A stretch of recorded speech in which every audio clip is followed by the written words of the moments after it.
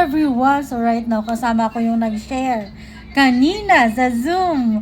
So sa Coach Rachel. Hi, Coach Rachel. Hello everyone! So by the way, I'm Rachel Rino po, isang nurse by profession for 11 years. But right now, ginagawa yung negosyo at nag-aalaga ng 3 anak. Pero hindi halatang may 3 anak. Charot. Yes. So, ano ba nagagawa ng community, di ba? So, super ganda kasi we have best mentors, we have best system, effective and solid talaga. Kaya meron na tayo ngayong 131 millionaires.